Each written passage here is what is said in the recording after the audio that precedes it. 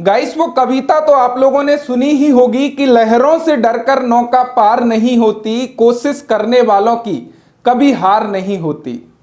नन्ही चींटी जब दाना लेकर चलती है, चढ़ती दीवारों पर 100 बार फिसलती है।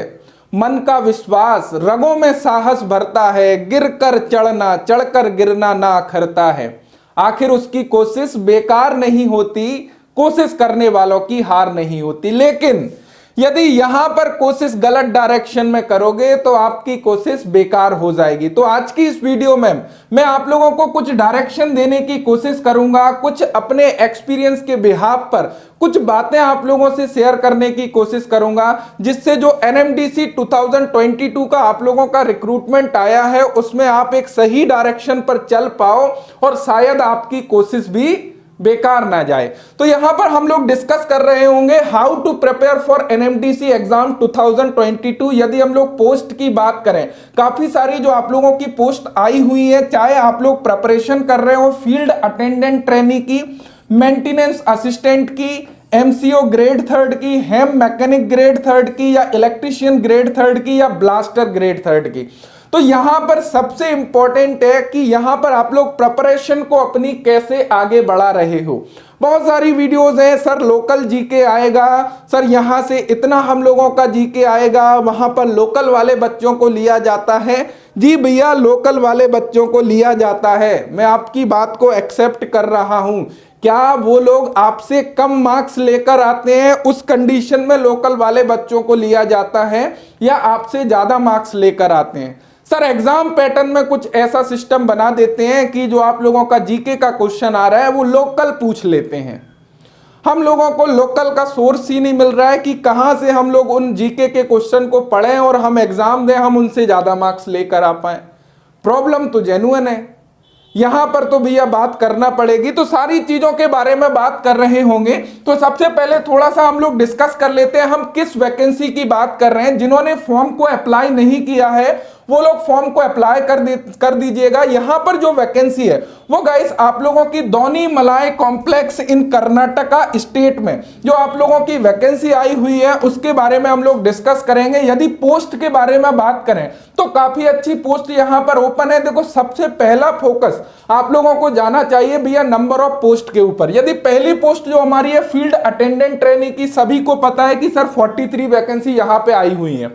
लेकिन यहां पर हमारे यदि नंबर ऑफ कैंडिडेट की बात करें तो बहुत ज्यादा नंबर ऑफ कैंडिडेट होने वाले हैं, क्योंकि यहां पर 8th पास प्लस किसी भी ट्रेड से आईटीआई करिए सभी स्टूडेंट्स यहां पे अप्लाई करने वाले हैं। और वो स्टूडेंट्स अप्लाई करने वाले हैं जिनको मेंटेनेंस असिस्टेंट मैकेनिकल में या फिर उनकी ट्रेड की वैकेंसी नहीं है, वो डेफिनेटली यहां जाएंगे। बाकी जो लोगों को ट्रेड से वैकेंसी मिल रही है वो लोग यहां नहीं जाने वाले हैं। क्यों? क्योंकि यदि हम लोग भैया ट्रेड वाइज वैकेंसी की बात करते हैं कि सर फिटर की टोटल 30 पोस्ट हैं, वहां पर क्या हो गया, जो हमारे नंबर ऑफ कैंडिडेट है वो एक कैटेगरी में आ गए कि भैया ओनली फिटर ट्रेड वालों से ही हमारा कंपटीशन है। तो यहां पर फील्ड अटेंडेंट के अकॉर्डिंग कंपटीशन कम मिलने वाला है और पर्टिकुलर ट्रेड से हम लोगों को मिलने वाला है। ट्रेड का कुछ पार्ट हम लोगों का मदद कर रहा होगा जो क्वेश्चन पूछे जाने वाले हैं। तो सबसे पहले आपने किस पोस्ट में अप्लाई किया है उस चीज को फोकस करना है। अब यहां पर देखो, जो सिलेक्शन है वह 2 स्टेज में आप लोगों का है। आप लोगों को पता है कि सर कोई भी पोस्ट का हम लोग देख रहे हो, यदि फील्ड अटेंडेंट ट्रेनिंग की बात करें सबसे पहले हमारा रिटन टेस्ट होगा, उसके बाद में हमारा फिजिकल एबिलिटी टेस्ट होगा। जो भी चीजें हैं रनिंग वगैरह जंप वगैरह जो भी इन्होंने रखा है, आप लोगों को अपनी एबिलिटी दिखाना पड़ेगी कि हम लोग फील्ड अटेंडेंट के लिए जा रहे हैं तो हम वो काम कर पाएंगे। यदि आप लोग किसी डिसिप्लिन से हो या आप लोग ने मेंटेनेंस असिस्टेंट मैकेनिकल में अप्लाई किया है, आईटीआई स्टूडेंट्स हो, फिटर से अप्लाई किया है, वेल्डर से अप्लाई किया है, डीजल मैकेनिक से अप्लाई किया है, मशीनिस्ट से अप्लाई किया है, इलेक्ट्रीशियन से अप्लाई किया है, या फिर आप डिप्लोमा स्टूडेंट्स हो, यहां पर पर्टिकुलर आपने मैकेनिकल से अप्लाई किया है, इलेक्ट्रिकल से अप्लाई किया है, आप लोगों का रिटन टेस्ट होगा। देन आप लोगों का ट्रेड टेस्ट होगा। जो ट्रेड टेस्ट होगा वो आप लोगों का क्वालिफाइंग नेचर का रहेगा। तो इसका वैल्यू इंपॉर्टेंट है, लेकिन सबसे पहला पॉइंट तो पहला टास्क तो आप लोगों को कवर करना है। तो हम यहां पर बात कर रहे होंगे कि रिटन टेस्ट जो आप लोगों का टास्क होने वाला है उस पर हम लोग कैसे चोट मारे कि ये क्रैक हो जाए। समझिएगा। तो यहां पर देखो, यदि हम लोग बात करें किसके बारे में, सबसे पहले थोड़ा सा एग्जाम पैटर्न को हम लोग समझ लेते हैं। यदि हम लोग बात करें किसकी, फील्ड अटेंडेंट ट्रेनी की, तो यहां पर जो एग्जाम पैटर्न है वो जनरल नॉलेज के जो क्वेश्चन है वो आप लोगों के 70 क्वेश्चन पूछे जाएंगे, एवं न्यूमेरिकल एंड रीजनिंग एबिलिटी से जो क्वेश्चन होंगे वो 30 मार्क्स के क्वेश्चन पूछे जा रहे होंगे, यानी कि 30 नंबर यहां से, 70 नंबर यहां से। प्रॉब्लम कहां पर क्रिएट हुई, आखिर क्यों आप लोग इतना पैनिक हो रहे हो, सर दिक्कत यहां आ रही है। यदि हम लोग बात करें न्यूमेरिकल एंड रीजनिंग एबिलिटी की, हमारे पास में जो सिलेबस है वो पर्टिकुलर सिलेबस अवेलेबल है, और एक हमारा लिमिट में सिलेबस है, यानी कि कहां से देगा, हम लोगों का मैथमेटिक्स के कुछ टॉपिक हैं जिनको हम क्लियर कर लेंगे, रीजनिंग के कुछ टॉपिक हैं जिनको हम क्लियर कर लेंगे, और डेफिनेटली बहुत अच्छी बात है कि यहां पर आप लोगों की पकड़ है कि ये 30 मार्क्स के ऊपर तो पकड़ आप लोगों को बनानी ही है, क्योंकि यहां से आप लोग मार्क्स को आसानी से चुरा सकते हो, ये नंबर आप लोगों के कहीं नहीं जाने वाले। अब थोड़ा सा यदि जनरल नॉलेज की बात करें तो यहां पर देखो एक्चुअल में क्या है, एनएमडीसी पर्टिकुलरली आप लोगों का डिटेल सिलेबस नहीं प्रोवाइड कराता है कि हम लोग जनरल नॉलेज क्या लोकल से देने वाले हैं, ऑल ओवर इंडिया से, हिस्ट्री से, क्या चीजें हम लोग देंगे, वो चीजें आप लोगों की पास में क्लियर नहीं है। तो हम क्या देखेंगे, प्रीवियस ईयर के जो क्वेश्चन पेपर हैं, जिन स्टूडेंट्स ने पहले एग्जाम पेपर दिए हैं, चाहे वह दंतवाड़ा छत्तीसगढ़ वाला एनएमडीसी का एग्जाम अभी रिसेंटली हुआ हो, वहां से फीडबैक लें, या फिर इससे पहले जितने भी एनएमडीसी के एग्जाम पेपर हुए हैं, वहां पर एक चीज हम लोगों ने नोटिस करी है कि जो जनरल नॉलेज के क्वेश्चन होते हैं आप लोगों के, जो 70 मार्क्स, जो सबसे ज्यादा मेजर पार्ट है, यदि हम लोग फील्ड अटेंडेंट में देखें तो यहां पर मान के चलो ये 70 क्वेश्चन में से वो क्या करते हैं, मैक्सिमम क्वेश्चन क्या कर देते हैं, कर्नाटका स्टेट से ऐड कर देते हैं, और वहां पर जो भी स्टूडेंट्स अदर स्टेट से बिलोंग करेगा वो क्या करेगा, उसके लिए प्रॉब्लम हो जाएगा, क्योंकि उसको कर्नाटका स्टेट के जीके के बारे में इतना ज्यादा डीपली नॉलेज नहीं होगा। तो करना क्या है भैया, नॉलेज तो गेन करना पड़ेगा, चीजें तो समझना पड़ेंगी। अब हमको ये पता है कि प्रॉब्लम हमारे पास में ये है, अब ना केवल हम लोग प्रॉब्लम पर स्टक रहकर चीजों को छोड़ दें, अपॉर्चुनिटी को छोड़ दें, एक ऑप्शन तो हमारे पास वो है। दूसरा ऑप्शन ये है कि जब हम लोगों को प्रॉब्लम ही पता चल गई है कि ये प्रॉब्लम आ सकती है, तो क्यों ना हम लोग उसके सॉल्यूशन पर डिस्कशन करें, समझ रहे हो। तो यहां पर चीजें आप लोगों को समझना पड़ेंगी कि जनरल नॉलेज जो है, बुक्स आप लोगों की अवेलेबल हैं, इंटरनेट सोर्सेस पर आप लोगों के काफी सारे ब्लॉग्स अवेलेबल हैं जो कर्नाटका स्टेट के बारे में आप लोगों को जानकारी देंगे। तो एटलीस्ट बिल्कुल शांत पढ़ के बैठ जाने से अच्छा है कि आप लोग कर्नाटका जीके में थोड़ा सा इंटरेस्ट जागृत कर लो। भैया पेपर निकलेगा नहीं निकलेगा बात की बात है, लेकिन उस स्टेट के बारे में कुछ मेजर चीजें तो आप लोगों को पता चल जाएंगी कि क्या कुछ चीजें वहां पर हैं, क्या उसकी हिस्ट्री रही है, क्या वो कब उसका स्थापना हुआ, कैसे वो बना, क्या चीजें हैं, उन चीजों के बारे में आप लोग, ऐसा तो है नहीं कि इंफॉर्मेशन अवेलेबल नहीं है, इंफॉर्मेशन आप लोगों की अवेलेबल है। तो यहां पर आप लोग थोड़ा सा कोशिश करो। तो ये तो फील्ड अटेंडेंट वाली बात हो गई, लेकिन थोड़ा सा डिसिप्लिन वाले समझ लीजिएगा भी, ये जो अलग अलग आईटीआई स्टूडेंट्स हैं उनको थोड़ा सा समझने की कोशिश करिएगा कि कहां कितना टाइम देना एक्चुअल में इंपॉर्टेंट है। देखो यहां पर यदि हम लोग बात करें, कोई भी अदर पोस्ट के लिए अप्लाई किया है जहां पर आप लोगों का सब्जेक्ट नॉलेज से पर्टिकुलर 30 क्वेश्चन पूछे जा रहे हों, क्या ये लोग सब्जेक्ट से 30 क्वेश्चन पूछ रहे हैं, जैसे कि मैकेनिकल से अप्लाई किया है तो 30 क्वेश्चन मैकेनिकल से आने वाले हैं, यदि आपने फिटर ट्रेड से अप्लाई किया है तो फिटर ट्रेड से 30 क्वेश्चन आने वाले हैं, वेल्डर से अप्लाई किया है तो वेल्डर से 30 क्वेश्चन आने वाले हैं, मोटर मैकेनिक डीजल मैकेनिक से अप्लाई किया है तो मोटर मैकेनिक डीजल मैकेनिक से 30 क्वेश्चन आने वाले हैं। तो ये 30 क्वेश्चन जो आप लोगों के आने हैं 30 मार्क्स के, उसको जो है बहुत लाइटली ले सकते हो आप।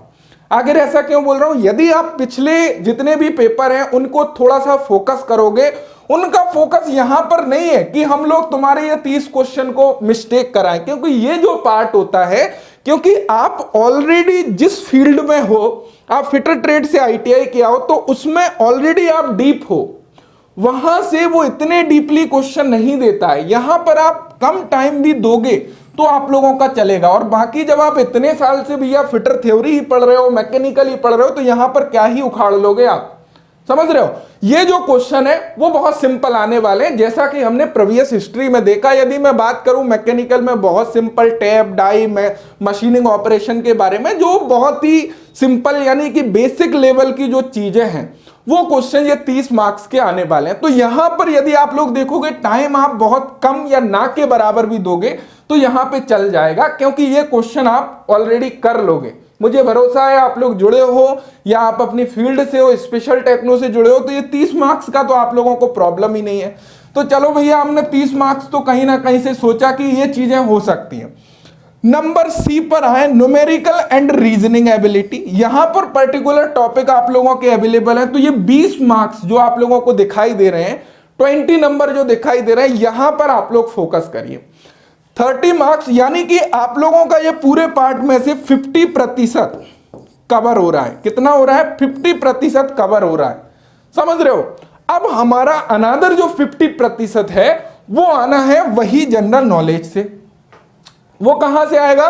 वो जनरल नॉलेज से आएगा। तो इसमें आप लोगों को थोड़ा सा मेहनत करना पड़ेगा, और जो सिलेबस है, आज तक आप लोगों ने जो चीजें नहीं पढ़ी हैं, जहां पर डीपली नहीं गए हो, तो जो आप लोगों को मेहनत लगानी है वो लगानी है यहां पर, क्योंकि ये पार्ट डिसाइड करेगा आप लोगों का कि आप लोग एनएमडीसी में जाने वाले हो या फिर नहीं जाने वाले हो। तो थोड़ा सा इन चीजों को समझो कि कहां पर कितना समय हम लोगों को देना है। अब ये भी चीज पक्की नहीं है कि भैया वो कर्नाटका स्टेट से ही आप लोगों के जीके के क्वेश्चन डाल देगा पूरे के पूरे।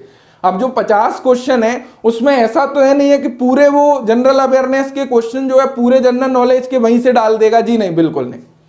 ऑल ओवर इंडिया से भी कुछ पार्ट आप लोगों के पूछे जा रहे हैं, कुछ 10-20 क्वेश्चन वहां पर इंक्लूड करेगा। तो इतना ज्यादा हताश होके बैठ जाने की जरूरत नहीं है। जो अपॉर्चुनिटी आप लोगों के सामने है, नंबर ऑफ पोस्ट आप लोगों के सामने है, वहां पर एटलीस्ट आप लोगों को कोशिश करनी है सही डायरेक्शन में। जब आप लोग खुद ही बोल रहे हो कि सर ये समस्याएं हैं, ये प्रॉब्लम है, तो क्यों ना प्रॉब्लम का सॉल्यूशन ढूंढो ना भाई। क्या दिक्कत है? करना तो है। क्या हताश होके बैठ जाओगे क्या आप? आगे प्रिपरेशन ही नहीं करनी है?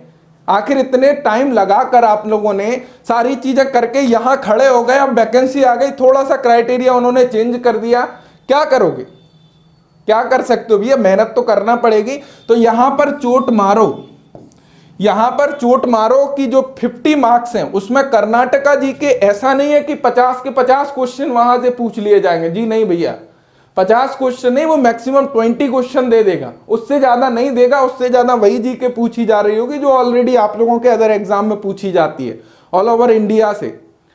समझ रहे हो? तो यहां पर ऐसा नहीं है वो 20 मार्क्स के लिए मेहनत नहीं करना है, 20 नंबर के लिए मेहनत नहीं करना है। मेहनत करना है जितना आपकी एबिलिटी है, जितना आप लोग रिसर्च कर सकते हो, जितना आप लोग वहां के बारे में जान सकते हो, तो वो चीजें कोशिश करिए। और यहां पर पर्टिकुलर सही डायरेक्शन में मेहनत करो। राइट? तो हताश होके मत बैठो भैया। ये आप लोगों की डायरेक्शन है, मैंने पूरी तरह से आप लोगों को क्लियर कर दिया है कि कहां कहां कितना समय एक्चुअल में आप लोगों को देना चाहिए।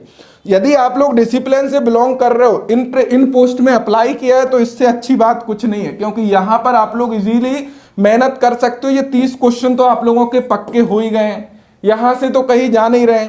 बाकी आप लोगों का ये वाला पार्ट भी क्लियर हो रहा है, बाकी आप लोगों का जनरल नॉलेज भी आप लोग वहां से क्लियर करो। जो आप लोगों का कर्नाटका स्टेट है वहां पर भी फोकस करो, ऑल ओवर इंडिया पर भी फोकस करो, और करंट पर विशेष फोकस करो। जनरल साइंस पर विशेष फोकस करो। जनरल साइंस से वो इंक्लूड करेगा, उसमें करंट से कुछ क्वेश्चन इंक्लूड करेगा।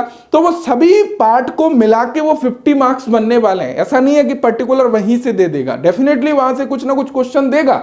तो उसको आप लोगों को फोकस करना है, साथ साथ में अदर चीजों को भी मैनेज करना है। जब सारी चीजों को मैनेज करोगे, जब आप लोगों का एक स्ट्रॉन्ग चीज बनेगी, वो निकल के आएगा भैया, उसकी कोशिश जो है सफल हो पाएगी।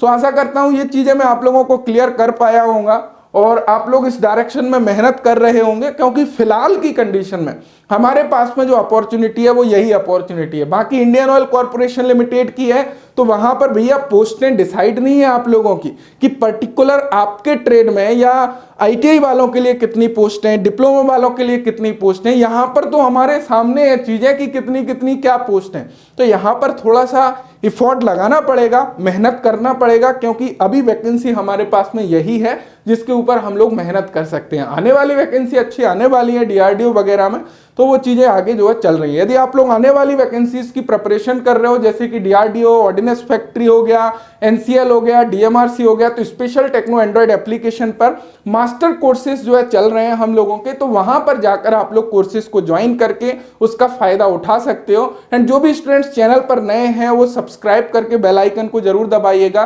सो thank you so much video देखने के लिए। Thanks for watching and bye bye.